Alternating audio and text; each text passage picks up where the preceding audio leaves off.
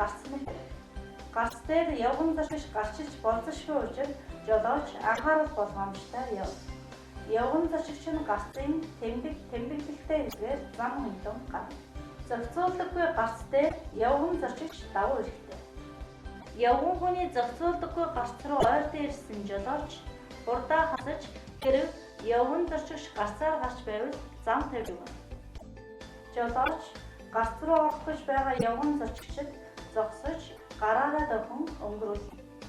Зогсож байгаа тээврийн хэрэгслийн урдуур явган зочигч гээд гарчиж болзошгүй гэдгийг жолооч анхаарах хэрэгтэй. Жолооч замын аж хэсэгт хараагүй хүнийг урдчлан өнгөрүүлнэ. Гарц руу ойртож ирсэн жолооч хурдаа хасаж зогсох боломжийн хурдыг сонгож авна.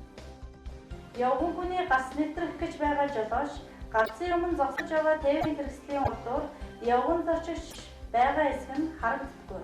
Харин явган зочигчид зогсож байгаа тээврийн хэрэгслийн араас тээврийн хэрэгсэл ирнэ гэдгийг таамаглаагүй байдаг.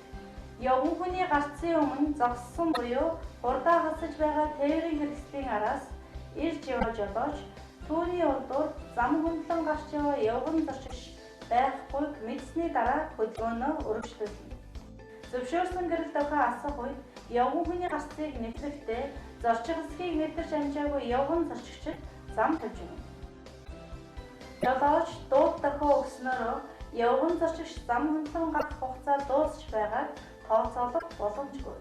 Ийм учраас явган зочигчийн гэрэл дохио тоололтой байж болно. Жолооч явган хүний гарц дээр тээврийн хэрэгслээр зогсоож болзошгүй сар тохиолдсон үед гарц руу орохыг хориглоно.